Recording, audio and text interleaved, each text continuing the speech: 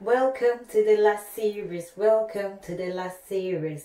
Hello, my name is Blessing and welcome to the last edition of my Nursing and Midwifery Council UK Journey series.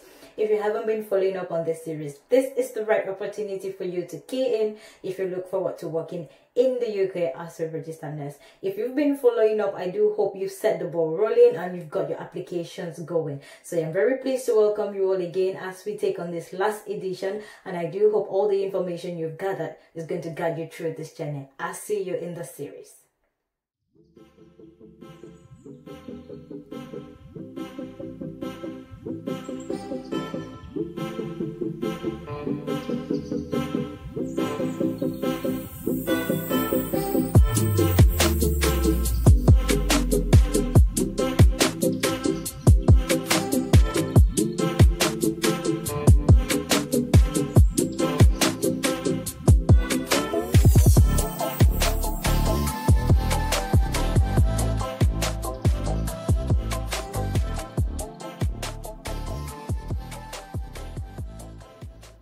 Hello and welcome back to the last edition of my Nursing and Midwifery Council UK Journey series. I am super excited that I'm able to do this last part of this series. I know it's been an amazing journey. The comments, the feedback, those people or those persons who have reached out to me personally via email to indicate their interest, and I mean, like, to show how much passion they have to take on this journey. It's been so wonderful. So if you're still thinking, if you're still considering, I do hope that the concluding part of this series is going to finalize everything you would need to take on this journey. Now, before we go into the last part of this edition, is going to be the third series is going to be part A and B, as we've done for the previous series. Let us do a recap of what we had in series 1 and series 2. So in series 1 we did talk about what the Nursing and Midwifery Council UK program for overseas nurses is all about. I gave a little background of what this is all about.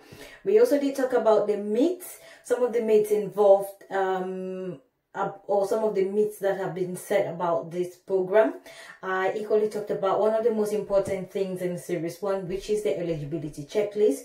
What documents you need to have to be able to go through this program successfully. And just to mention this again, remember, you do not have to have all of these documents from square one, but you need to have the most basic ones, which will enable you go through your evaluation test when you're doing your evaluation to see that you are qualified or you are eligible to take on this program. Some of the other documents I mentioned would come when you're doing like the final stage of this program, which I'm going to talk about in this third series.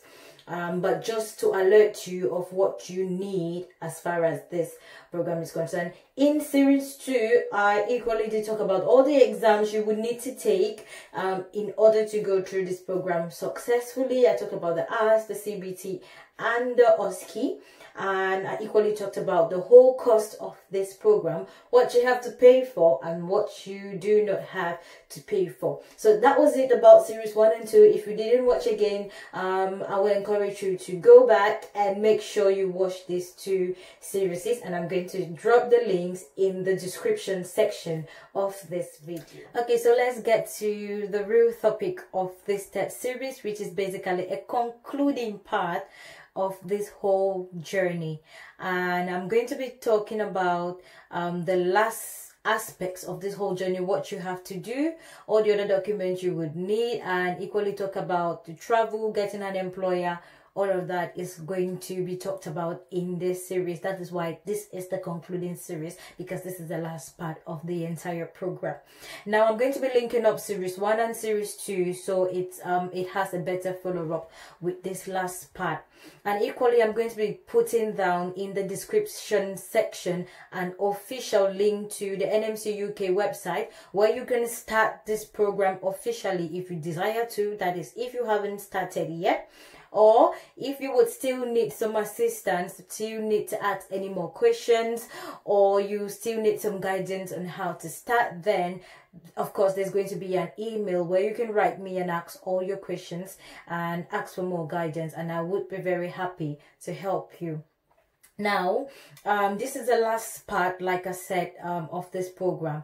From the very beginning, if you started this program, or if you are going to start this program, once you've done your eligibility check, once you've gone through the whole criteria, you've given all the documents they need you to give, and you've paid your evaluation fee, and they've assessed you and declared you as eligible, then you would be authorized to take the CBT program, which is the test, or the CBT test, which is the test of competence. Remember, I said you would not be able to write the test of competence for overseas nurses if you haven't done passed through this eligibility check and be declared eligible. So once you've taken the test of competence, you now move to the last aspects of your online application process, which is what I'm going to be talking about now. Now, in the first series, when I talked about the eligibility check and the documents you would need, I did mention a whole lot of documents, and some of them you would actually need for this last part as well, like your non-conviction or your police clearance, your health certificate, health declaration to say you are fit to practice, and some other documents. So it is basically, once you've done all of that, this last stage is basically just like putting the dots to your eyes, like cutting your teeth, you know, the final touches to your application, giving the last bit of information they would require from you. Once you've done that, you are going to do a final submission. So now once that is done, you're going to be able to wait for a maximum number of days for your application to be assessed. Really, this program works differently for different people. On the NMC official website, you're going to see 30 days. So they'll tell you after you've done this final submission, you wait for you know, like a maximum of 30 days to be able to get a feedback. But really, it works differently for different people, and depending on if they're happy with the documents you've presented or not. Personally, for me, this was my distress period, because others were getting their feedback in 28 days, you know, or lesser. Others could get a bit more, maybe in 32 days, in 33 days, but mine took about 3 months before I could get a feedback. True, they needed an extra document for me, one other supporting document, which I had to give later. But again, the process took way longer than expected. So that is why I say in this program, you need to be patient. You need to expect, you know, anything could come out. Things could not go the way you were expecting, but you need to stay focused and you need to stay determined. You know, I cried sometimes. People are even started the program before we're getting their feedback, we're getting the decision letters, and I was still waiting and hoping. But I got a lot of encouragements from family, from friends, you know, and this really helped me to pull through, and prayers as well, because at one point I was almost giving up, but then prayers really helped me to stay steadfast. So if you are already on this journey and you're facing this kind of difficulties or challenges at this moment, I just encourage you to stay on, to stay focused, and I do know that you are going to get there sooner or later. So just to say, it could work differently. So don't stick on the 30 days, but of course be positive that you're going to get your feedback within 30 days, but just keep an open mind and be flexible. So now once you're in the waiting game, you're waiting to get a feedback. If they need any more documents from you, they're going to send you an official email to tell you, we've gone through your documents. It's either we are happy and we want you to move on to the next stage, hooray, which is getting your decision letter, or they're going to tell you, we are happy with all the other documents, but maybe we need an update, or we need you to submit this other document, which of course they're going to reopen your online application portal, and that is the only time when you would be able to upload any other document. So if they need any further documents from you, this is what is going to happen. Now, if you've gotten your decision letter, this is the sweetest phase. Like, there's so much joy, there's so much excitement after going through all these processes, taking all your exams. This is really a time to reward yourself with a good cup of ice cream, you know, get somewhere, just chill out and relax and tell yourself finally you've done it.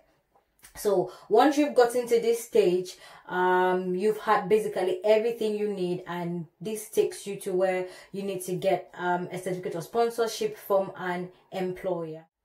Now, this is what happens. Some people, after taking their test of competence, would immediately start hunting for employers. You could do your personal hunting by, you know, searching online, looking for areas you would desire to stay in here in the UK, or you would want to pass through an agent. But remember, I said in the previous video, you are not going to be giving any agent any single penny, because this is not accepted. This information is free for everyone, and no agent is expected to collect any form of money whatsoever. So just be conscious, guys, or be cautious when you're going when you're hunting for your employers or you're wanting to pass through agents. Now, so like I said, some other people immediately after taking the CBT, even before completing the online application process and getting a decision letter, would immediately start hunting for employers. Well, to me, this is good because it gives you room to get as many employers as possible, do several interviews, learn about different areas in the UK, learn about you know, what area will be convenient for you to study, will be convenient for you to work, will be less expensive, will be convenient for you to raise kids, you know, to have a family, and then it helps you to make a better choice earlier while you still have the time, while others will wait until they've had the decision letter. Most employers as well would sometimes require people who've had their decision letter already, but this is not the case with every employer or every agent you're passing through. So some would immediately take you and start processing your documents and go ahead with interviews even before your decision letter comes through. Okay, so now with the case of looking for employers, like I said, you could pass through an agent or you could hunt for these employers yourself. And what does it entail? They are all equally going to, this is another phase of submitting documents, but the good thing about this stage is that most of the documents you already have, because you've gone through the whole NMC process, so you already have most of these documents. Just very few other documents will be required, maybe references from your employers. If you've worked before, they might want to have references of your previous employers. I think that is one of the most basic ones you would need, in addition to all the other documents you've had, your passport, your decision letter, of course, if you have it. They want to see if you've had your CBT results, they want to see your IELTS, you know, and then other basic information they would require from you. So that is it. And once you've submitted, you've started getting employers and you submitting your documents, they're going to book different interview, or your agent is going to organize with this hospital. That is, if you're going through an agent, and they're going to book different interview sessions for you. This is another phase where you need to prepare. You know, you need to prepare for this interview. It is a formal interview, of course. You would be overseas, so it's most of the time it takes place through Skype.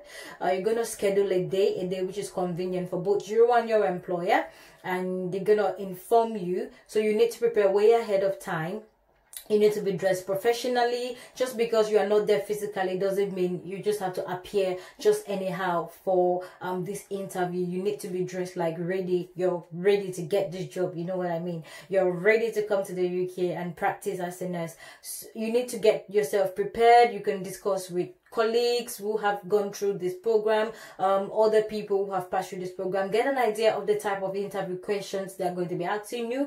One of the major ones you would get is, why do you want to work in the UK? I think a lot of people get this question, and I was personally asked this question as well. I got the same questions, and from so many other nurses I've talked with and try to find out what interview questions they got, just to help other people out there. Most of them said they got that question, why you would like to work in the UK. So it's just to mastermind your answers, you know, just be genuine, just be true to yourself as much as possible, and you know, just say why you want to work in the UK. And equally, you're going to be asked some scenario questions, which I think just needs your critical thinking. And if you've done CBT, if you've done the test of competence, I think this makes it even more easier, because some of the scenario questions, these are things you might have come across when taking your CBT exams. Maybe they ask you, if a patient falls down, what do you have to do? If you've come across a patient who needs a blood transfusion, yet is maybe a Muslim, or your religion doesn't accept blood transfusion, what do? You know, this scenario questions, which just needs you to use your critical thinking. But of course, you need to prepare. You need to prepare. So that is it with getting an employer. Now, once you've gotten an employer, you've attended an interview, the employer, if they are happy with your interview session, they're going to get back to you directly if you're following up this process on your own, or they're going to get through your agent, who of course is going to give you the feedback you need to tell you your employer was happy with your interview and you've been granted the job. So once that has been confirmed, you've gotten the job, you're going to be sent an employment letter. This is just to confirm that you've got the job. It's going to carry part of your contract, how many hours they would require you to work, you know, and just some other terms and conditions. It is in this employment letter as well where you get like your packages, what this hospital or what your employer is going to be offering you. Remember, in the second series I did talk about some of the things you don't have to pay for, and even if you pay for it, once you arrive in the UK, your employer is going to refund some of these monies back. That is like a package. It's like they call it a welcome package to welcome you into their trust and into their hospital. So it is in this employment letter where you find things like okay, we're going to be paying back for your CBT, we're going to be paying you back for your hours, we're going to be paying you back for your flight. That is if you have to sponsor your flight by yourself, you know, so you get all of this packages. That is why it is important to make a comparison. Also, some employers will say we're going to accommodate you for 1 month, some will say we're going to accommodate you for 3 months, some will say we're going to accommodate you for 2 months. So that is why you need to get as many employers as possible, make a comparison and see which one works best for you. Now, once you've been granted this job, you've received your employment letter, of course, the next thing your employer is going to start doing for you is to get what we call a certificate of sponsorship. I mean, this is another great part which I'm going to talk about.